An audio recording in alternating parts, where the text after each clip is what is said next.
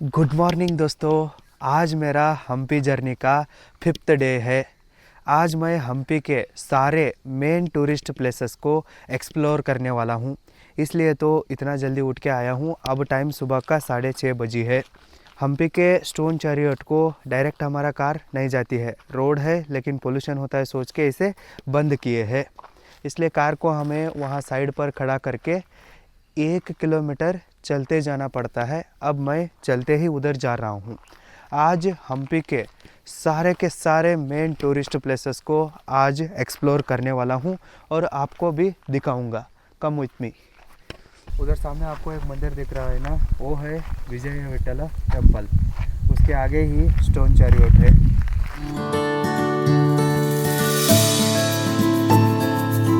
Guys, अब मैं विजय विठल मंदिर के अंदर आ चुका हूँ।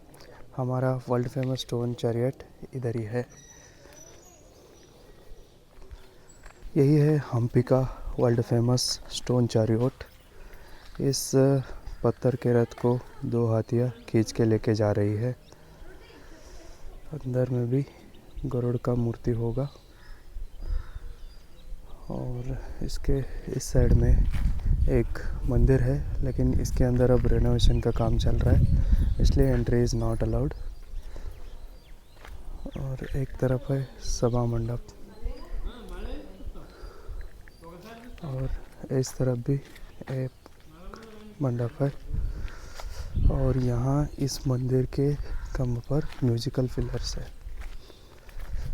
यदि हम इसको एक बम्बू की लकड़ी लेके बजाते हैं तो इस सरेगमपा आवाज़ निकलता है इससे, लेकिन अब इसे बजाना मना है क्योंकि ये डिस्ट्रॉय हो सकते हैं ना एंटिक पीस से।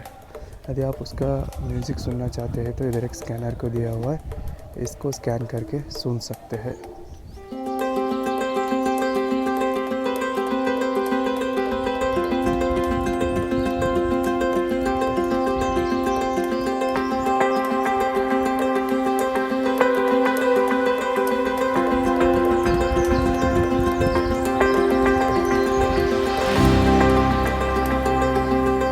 इस तरफ है लक्ष्मी मंदिर, आप इसे विठल रुक्मिणी मंदिर भी कह सकते हैं। और ये है विजय विठला टेम्पल। अंदर जाके आएंगे। This temple is built for the memory of victory. सामने 2 द्वारपालक भी है।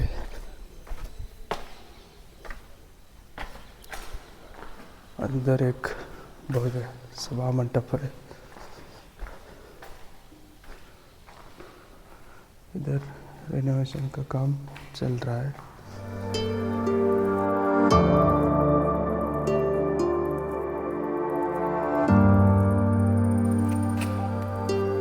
इसे देखिए कितनी खूबसूरत। सर फेरिस टेम्पल सर, फेरिस temple.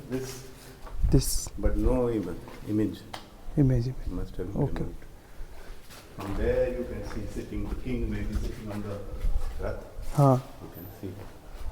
From sitting there. Yeah. This is the Vijaya Vittala temple, Yeah. Right? Correct. Yes. Main one. मंदिर इस तरह से अंडरग्राउंड में है, लेकिन इसमें कोई अब डाइटी नहीं है। ऐसे ही एक राउंड मार के बाहर आना है।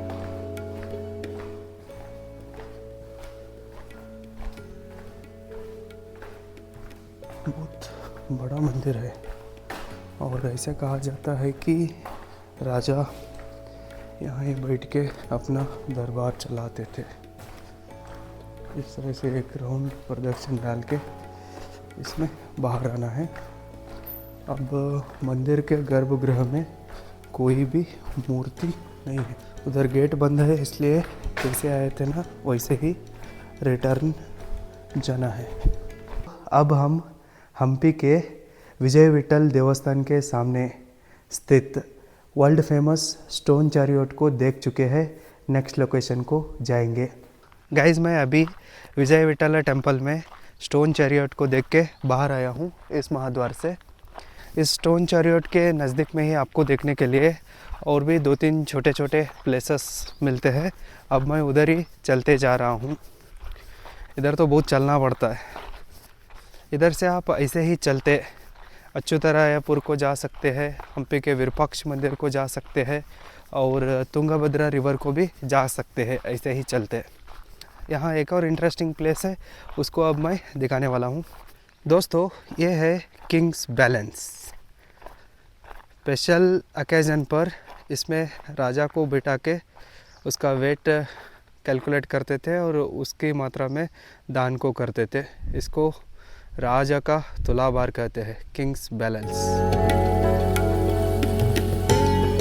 ऐसा स्टेट ये अच्युतरायपुर को जाता है और इधर ये रिवर को जाता है, तुंगभद्रा रिवर को। बहुत सारे रिमेन्स है इधर। अब मैं नेक्स्ट लोकेशन को देखने के लिए जाऊंगा। इधर से मेरी कार तक जाने के लिए 2 किलोमीटर चलना पड़ता है।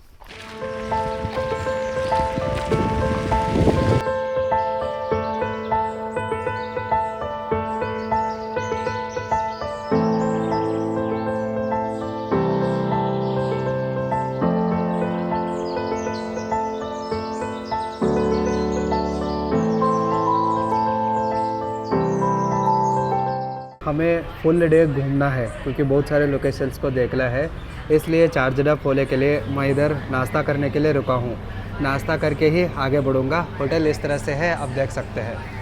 और होटल में भी इधर के सारे टूरिस्ट लोकेशंस का पोस्टर्स भी है।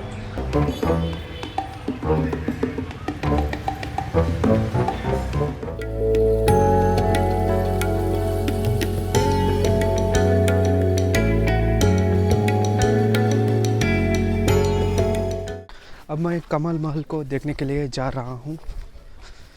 कमल महल, एलिफेंट स्टेबल, रंगा टेम्पल सब इसी डायरेक्शन। कमल महल दोस्तों राजाओं का और रानियों का एक विश्राम गृह था। इधर वो रिलैक्स करने के लिए आते थे। इस कमल महल के चारों तरफ आप पैलेस के आउटर वॉल को यानी तटबंदी को भी देख सकते हैं। इस तरह का एक स्ट्रॉन्ग सिक्योरिटी था इस पैलेस के लिए। और इस साइड भी पैलेस का कुछ रिमेन्स है।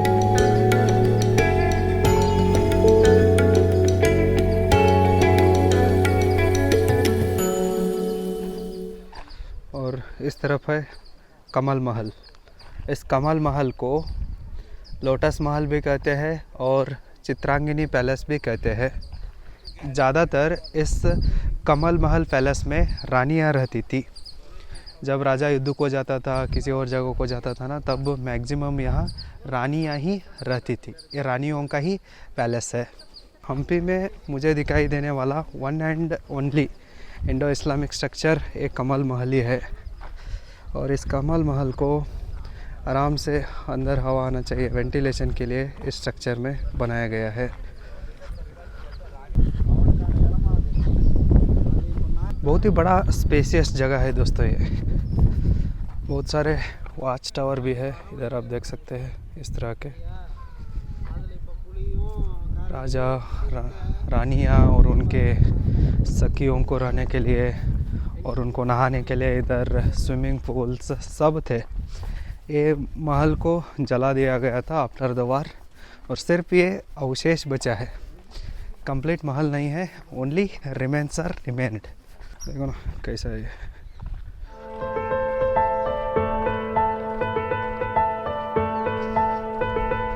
कोई गोपुर है ये, may be it's a watch tower. और इस तरफ आप रानियों के महल के एक बेसमेंट को देख सकते हैं। महल पूरा जला है, सिर्फ फाउंडेशन बचा है इस साइड। ये वॉच टावर है ना, इसमें सिर्फ महिला सैनिक ही रहते थे क्योंकि वो रानियों का प्राइवेट महल था ना, इसलिए इधर सिर्फ महिलाओं के लिए अलाउड था और इधर लेडी सैनिक ही रहते थे। दोस्तों ये राजा लोग क्या थे ना, रानियों के लिए बहुत ही केयर लेते थे, ऐसा लग रहा है ये सब देख के। रानियों के लिए अलग पैलेस, उनके लिए सेफ्टी और लेडी सैनिक। इधर अंदर जाने का रास्ता था लेकिन वो अब बंद है, नहीं तो इसके ऊपर जाते तो हमको कमल महल का एक ब्यूटीफुल व्यू दिख सकता था। ये अंदर जाने का रास्ता इस तरह से है। लेकिन ये बंद है, क्या करना, हमारा बैड लक। सब अच्छे देखने जगहों को ही बंद करते हैं।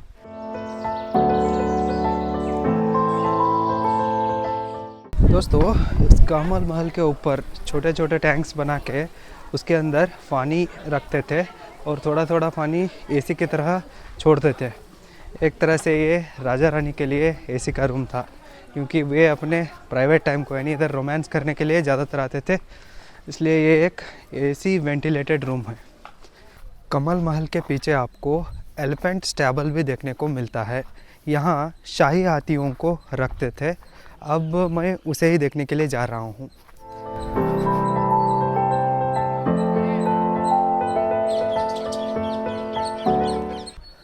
एलिफेंट स्टैबल दोस्तों इतना बड़ा है, देखिए उस साइड से इस तक 1 2 3 4 5 6 7 8 9 10 11 12 1 डज़न हाथियों को इधर रख सकते थे लगता है। और यहाँ सिर्फ दसरा उत्सव में भाग लेने वाले शाही हाथियों को ही रखा जाता था। जो हाथी अंबारी को उठा के जाता था ना, उसका रूम है इस सेंटर में। देखिए कैसा है, ये भी डैमेज हुआ है। और इस साइड में हाथियों के केयर टेकर्स का माउतों का घर था। और इधर एरिया इस तरह से है, ये भी काफ़ी बड़ा है।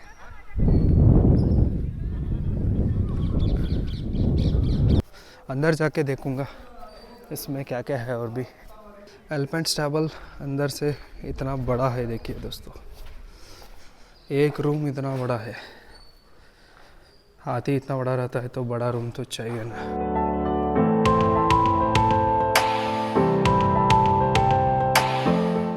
दोस्तों, अब मैं कमल महल को, रानियों के पैलेस का एक बेसमेंट को, अवशेषों को और इस एलिफेंट स्टैबल को देखा हूँ। बहुत ही सुंदर सुंदर प्लेसेस है यहाँ। अब मैं नेक्स्ट लोकेशन को जाऊँगा।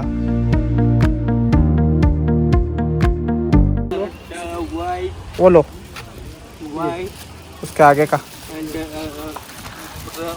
हाँ Okay. 200, right? हाँ, Finish it. so magnet. I want the black magnet. Yeah. The black one. And that one. Which is realistic. There's no black ones. They're white. Okay, thank you. So 1 and 2, okay? Okay. See, which is it. Don't take any more. 2, okay? That's it. Please say thank you.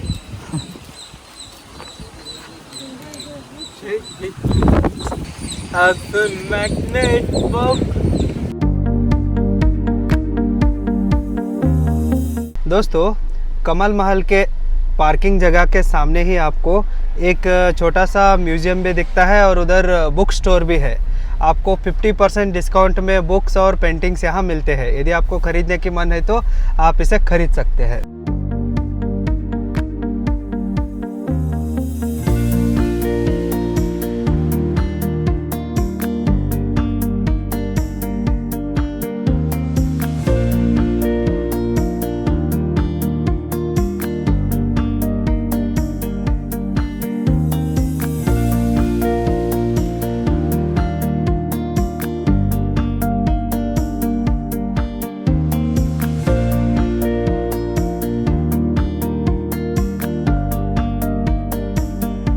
दोस्तों, अब मैं हजारा रामनाथ स्वामी temple को देखने के लिए जा रहा हूँ।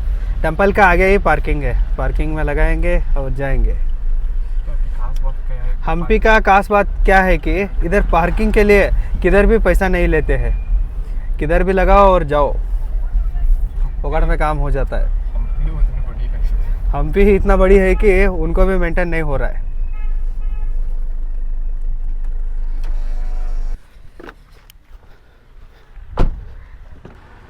अब मैं हजारा रामस्वामी टेम्पल को आके पहुंचा हूं। एंट्रेंस इस तरह से है। इस हजारा रामचंद्र स्वामी मंदिर के बाहरी दीवारों पर रामायण और भागवत के कुछ सन्निवेशों का अद्भुत कारीगरी को किए हैं। इसके लिए ही ये टेम्पल फेमस है। ये छोटा टेम्पल लगता है, लेकिन इसके दीवारों पर बहुत सारे कथाओं का चित्रण है। टाइम निकाल के आके इसे देखना पड़ता है और आपको रामायण और भागवत का समझ होना भी ज़रूरी है।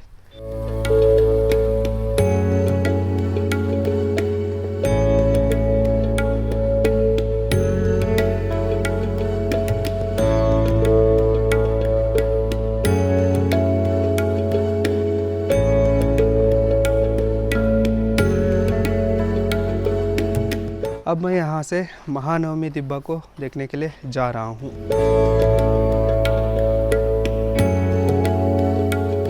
गाइज़, अब मैं महानवमी दिब्बा को आके पहुँचा हूँ और इधर आप बाहर से देख सकते हैं, ये है रॉयल एनक्लोजर। मतलब इधर पुराना पैलेस का कुछ रिमेन्स बचे हैं। और इधर आपको एक और इंटरेस्टिंग चीज़ को मैं दिखाता हूँ। इधर देखिए, ये दरवाज़ा है ना, चौखट, ये पत्थर का है। इससे हम ये समझ सकते हैं कि विजयनगर साम्राज्य के काल में दरवाज़ों को भी पत्थर से बनाने की कला इनको आता था। और ये सामने सब एनक्लोजर ही है। इसे एक और बार दिखा रहा हूँ, देखिए। इस रॉयल एनक्लोजर के पीछे ही राजाओं का पैलेस भी था। इधर राजा रहते थे, उनके स्विमिंग पूल्स, बाथरूम्स सब इधर ही थे और उनका मेन एक्टिविटी इधर ही होता था। उनका एडमिनिस्ट्रेटिव सेंटर भी इधर ही था। ये रॉयल एनक्लोजर है ना, कितना बड़ा है और बलिष्ठ है, देखिए।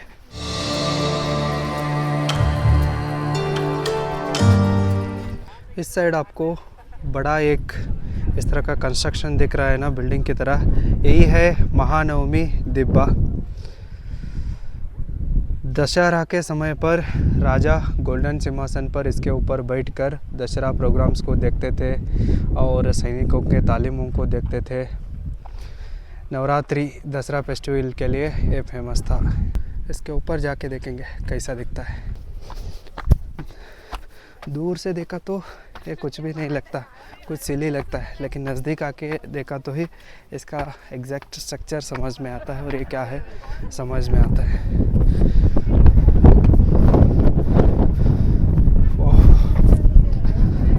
इतना हाइट पर है, इधर देखिए, इतना बड़ा है ये ऊपर भी।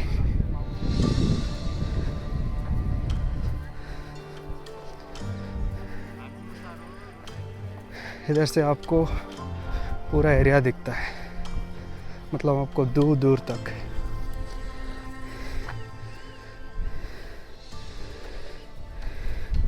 इधर आपको कुछ पैलेस के अवशेष दिखते हैं। इस साइड गया तो एक पुष्करनी भी दिख सकता है। इधर गया तो एक पुष्करनी दिखता है। इस गया है तो ये कुछ पुराने स्विमिंग पूल्स है। ये सब डिस्ट्रॉय हो चुका है वार में, सिर्फ रिमेन्स बचे हैं। इधर से आपको कंप्लीट व्यू दिखता है रॉयल एनक्लोजर का, कंप्लीट। इस साइड भी है।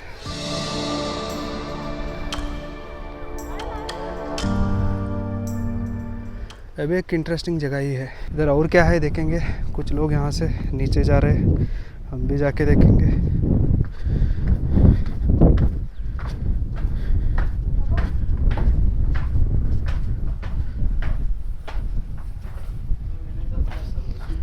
कुछ नहीं, एग्जिट है। ऐसे हम ऊपर जा सकते हैं। मैं एक बार ऊपर से नीचे आया, फिर से इस तरफ से ऊपर आ रहा हूँ। अब देखिए, एक खाली ही है, सब लोग गायब। इस महानवमी दिब्ब के दीवार पर हमें इधर विजयनगर साम्राज्य में क्या क्या था, दसरा पोसेशन में क्या क्या वो लेके जाते थे, उनकी कला का और उनका ताकत का एक चित्रण है। मैं आपको दिखाता हूँ। इधर देख सकते हैं उनके हाथियों को और उनके वाद्यों को और घोड़ों को, ये सब चित्रण है। ऊँट भी है, डांसर्स है। इससे हम समझ सकते हैं कि विजयनगर साम्राज्य बहुत ही भव्य था और उनके पास बहुत पैसा भी था, अंधाधुंध। और उनके पास ऐसा भी कहा जाता है कि हज़ारों से भी ज़्यादा संख्या में हाथियाँ थे। इधर ही उसका एक चित्रण है। यहाँ आ गए तो एक बैक स्टेज है, मतलब आर्टिस्ट या राजा बैक साइड से ऊपर जाते थे। और एक बात दोस्तों, उस ज़माने में ऐसा माना जाता है कि जिस राजा के पास ज़्यादा हाथी है ना, वही सबसे ताकतवर है।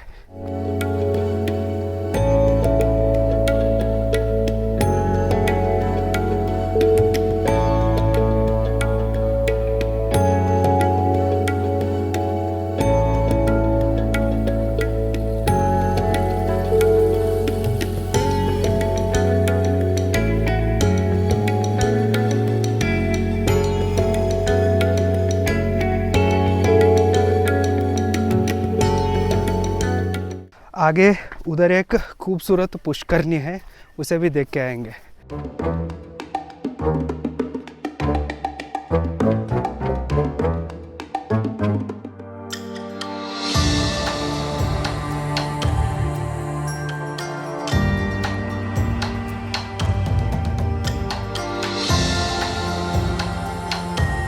मैं आपको बताया था ना ऊपर से यहाँ एक पुष्करनी है। अब मैं उसके सामने ही आया हूँ। इधर है, देखिए एक खूबसूरत पुष्करनी इस तरह है। ये पुष्करनी इतना खूबसूरत है, देखिए इस तरह का स्ट्रक्चर था। और एक और इंटरेस्टिंग चीज़ है, इधर ये पुष्करनी है ना, इसको पानी तुंगभद्रा नदी से किनाल के माध्यम से यहाँ लाते थे। इधर देखिए ये है किनाल का एक स्ट्रक्चर। और ये वाटर कैनाल है ना, इधर कोई प्लास्टिक का पाइपलाइन नहीं है, इधर पत्थर का पाइपलाइन से पानी को लाते थे। अब मैं आपको दिखाता हूँ, देखिए यह है पत्थर का ही किनाल है। देखिए स्ट्रक्चर, इस साइड भी देखिए पत्थर का किनाल से ही पानी यहाँ तक आता था, राजा का पैलेस को आता था, इस पुष्करनी को भी आता था। अमेजिंग है ना दोस्तों। चलिए दोस्तों, एक और लोकेशन को देख के आएंगे। अभी भी बहुत सारे लोकेशंस को देखना है, देखेंगे कितना होते हैं आज। गाइस, इधर एक सीक्रेट चैम्बर भी है। गुप्त विचारों को डिस्कस करने के लिए राजा एक सीक्रेट चैम्बर को बनाए थे। वो ऊपर से इस तरह से दिखता है। मैं एक और बार इसके अंदर भी जाके दिखाऊंगा, आप ऊपर से व्यू देखिए। चलिए अंदर से दिखाता हूँ। अब हम सीक्रेट चैम्बर में अंदर जाएंगे। लग किधर तो गिर गया, तो इसको स्टेप्स देखिए कैसे।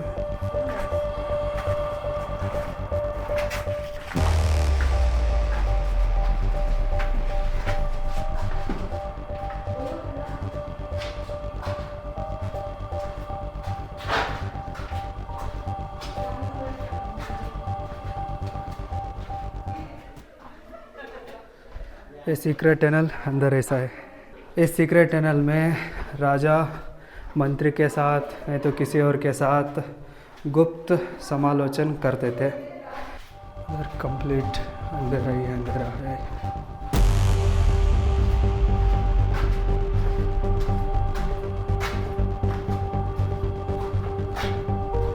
अब हम सीक्रेट टनल से बाहर आ गए, बच गए। मैं आपको सीक्रेट टनल को तो दिखाया, लेकिन मेरे लाइफ में कुछ सीक्रेट ही नहीं है।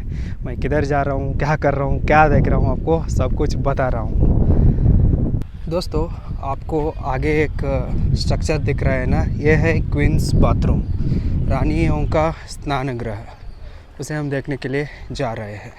मैं आपको कुछ भी दिखा रहा हूँ, ऐसे गाली मत दीजिए। इधर जो है उसे मैं आपको दिखा रहा हूँ।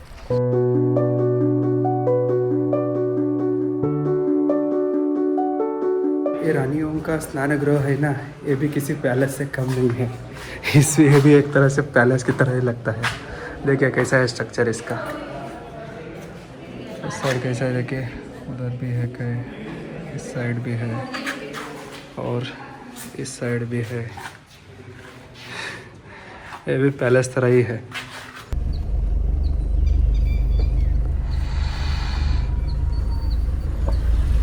दोस्तों, अब हम माल्यवंता रघुनाथ टेम्पल को देखने के लिए जा रहे हैं। ये थोड़ा पहाड़ के ऊपर है, थोड़ा देख के सेफली गाड़ी चला के जाना पड़ता है।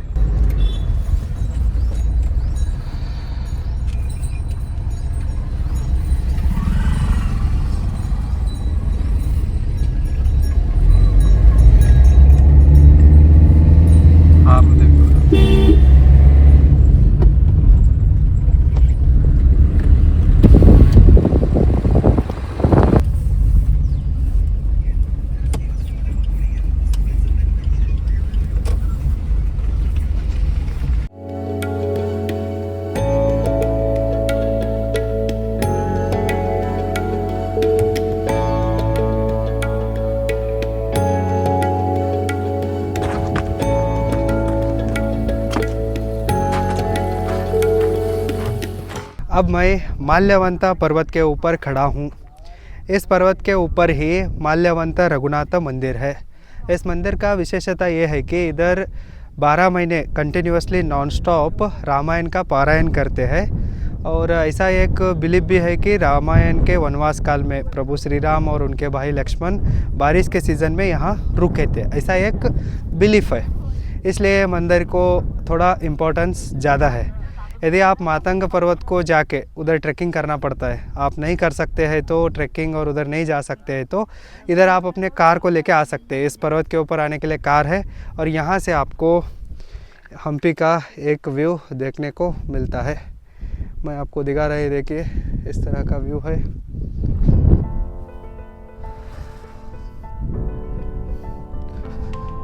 इधर से भी आपको व्यू देखने को मिलता है। आप अपने कार को लेके आ सकते हैं और इधर बैठ के थोड़ा विश्राम भी कर सकते हैं। ये भी ब्यूटीफुल जगह है।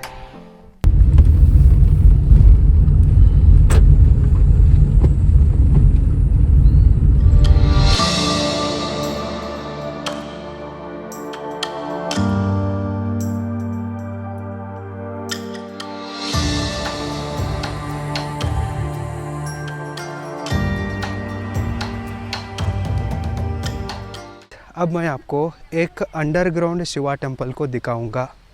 इसका एंट्रेंस इस तरह से है, देखिए।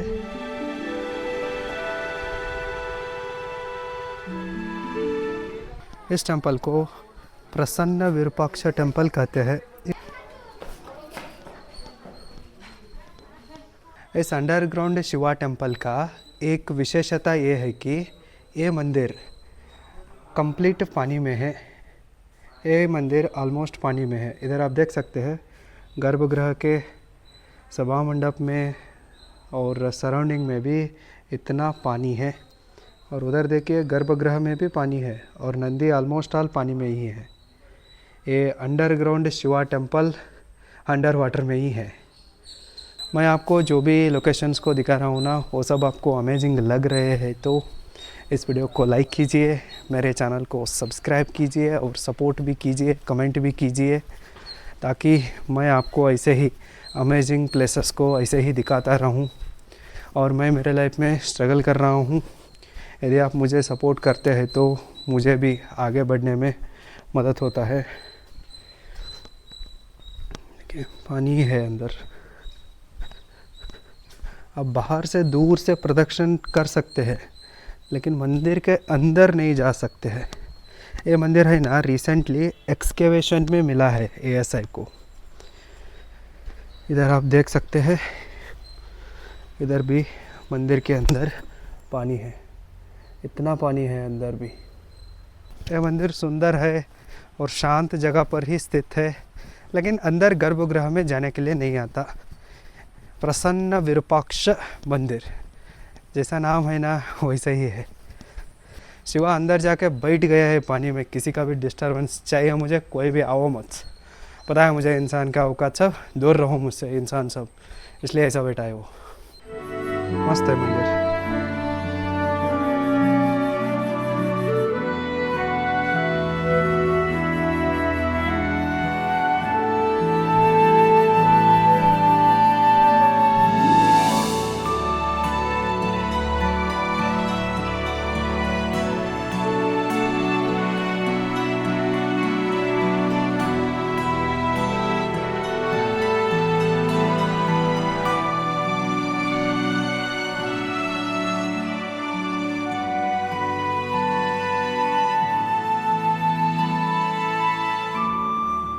अब मैं आपको हम्पी का द बिगेस्ट मोनोलिथिक आइडल को दिखाऊंगा। उसका नाम है उग्र नरसिंहा। आप सामने देख सकते हैं, ये विष्णु जी का उग्र नरसिंहा अवतार को समर्पित है ये मंदिर। एक और बार मैं लोग जाने के बाद आपको दिखाऊंगा क्लियरली।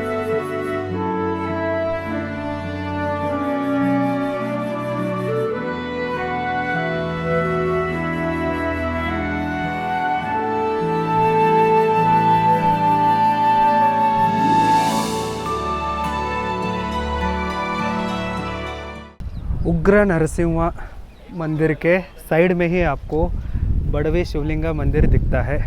ये बड़वी शिवलिंग है ना, एक गरीब औरत के द्वारा बनाया हुआ मंदिर है। आपको मैं दिखाता हूँ।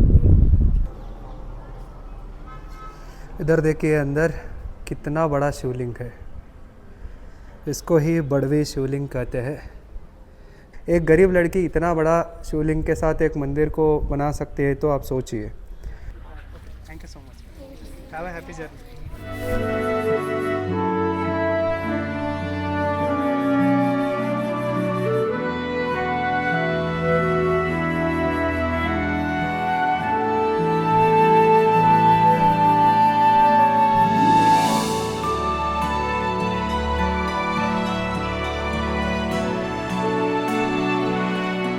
गाइस, अब मैं आपको कृष्णा टेम्पल को दिखाऊंगा। ये भी हम्पी का एक फेमस और एक बड़ा टेम्पल है। ये भी अंदर से बहुत खूबसूरत है। इसको भी हम एक्सप्लोर करेंगे। अब बाहर से ये मंदिर इस तरह से दिखता है। बहुत ही बड़ा एंट्रेंस है इसका। जैसे ही आप एंट्रेंस से अंदर जाते हो ना, आपको कृष्णा टेम्पल का मुख्य मंडप दिखाई देता है।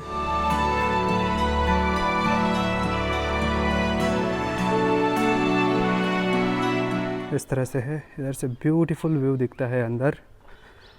इतना बड़ा है, देखिए इसका एंट्रेंस गोपुर दोस्तों।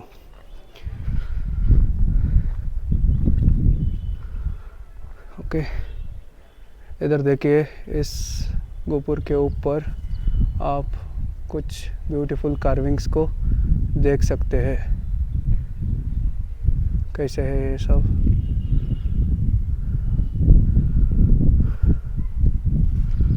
और ये एंट्रेंस गेट है ना, इसके साइड में भी एक पिलर है, पिलर की शेप तरह एक सपोर्टिव। इसके ऊपर इस तरह के खूबसूरत डिज़ाइंस है। इधर देखिए डिज़ाइंस ये सब। और एक साइड में पक्षियों का डिज़ाइन है इस तरह से एली शेप में। और इस रो में एक सुंदर द्वारपालिका खड़ी है। अभी इसका एक फ़ोटो ले लें। सुंदर द्वारपालिका खड़ी है और इसके ऊपर ऐसे ही नृत्य किया है। ये लाइन में ऐसा जाके ऐसे कंप्लीट होके इधर इस साइड के द्वारपालिका के साथ आके एंड हो जाता है। ये कृष्णा टेम्पल है ना, ये बाल कृष्ण को समर्पित है। मंदिर का साइड व्यू इस तरह से है।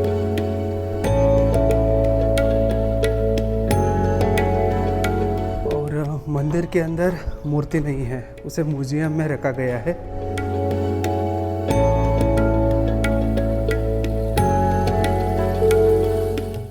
सभा मंडप के खंभों पर भी खूबसूरत कार्विंग को हम देख सकते हैं। इतना भव्य सभा मंडप है ये। मस्त है ये टेम्पल भी। अब मैं यहाँ से जल्द ही हेमकूटा पर्वत को जाऊँगा, क्योंकि सनसेट होने का टाइम आ गया है। मैं लेट किया तो यहाँ ही सनसेट होता है, इसलिए मैं जल्दी से हेमकूटा पर्वत को जाऊँगा। उधर से एक बढ़िया सनसेट देखने को मिलता है।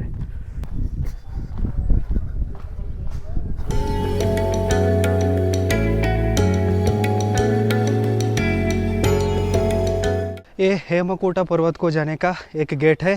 विरूपाक्ष मंदिर के साइड से ही आपको रास्ता मिलता है इधर आने के लिए। जल्दी जाऊँगा, नहीं तो सनसेट हो जाएगा। इधर है पर्वत का एक व्यू। भागते जा रहा हूँ। इधर से विरूपाक्षेश्वर मंदिर का व्यू इस तरह से दिखता है। इस हेमकूटा पर्वत से आपको हम्पी का एक ब्यूटीफुल व्यू देखने को मिलता है और आप यहाँ बैठ के सनसेट को भी एंजॉय कर सकते हैं। मैं अब सीधा जाके सनसेट पॉइंट पर बैठ जाऊँगा।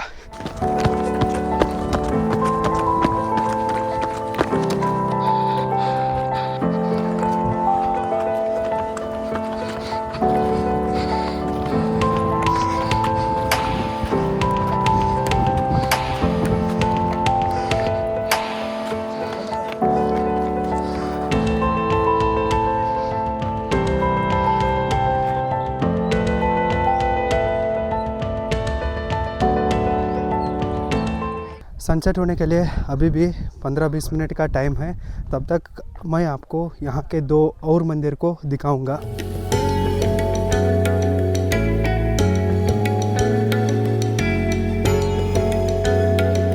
सनसेट देखने के लिए इतने लोग यहाँ इंतज़ार कर रहे हैं। हम्पी के हेमकूट पर्वत के ऊपर आपको 2 गणेश जी के मंदिर देखने को मिलते हैं। उसमें से पहला मंदिर है सासवे कालू गणपति। इधर है, देखिए मैं आपको दिखा रहा हूँ, यही है सासवे कालू गणपति। इस मंदिर को एक सरसों के व्यापारी ने बनाया था, इसलिए इसे सासवे कालू गणपति कहते हैं। एक और गणेश का मंदिर है, उसको भी देखेंगे। 6 बजे ये बंद होता है, जल्दी जाना पड़ेगा।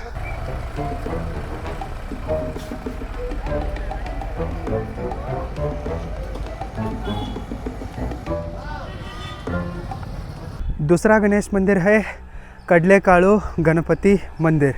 इसे अब मैं आपको दिखाता हूँ। ये है कडले कालू गणपति टेम्पल। यहाँ एक स्कूल ट्रिप भी आया है। इस गणपति का पेट है ना, वो बहुत बड़ा है, इसलिए इसको कडले कालू गणपति कहते हैं।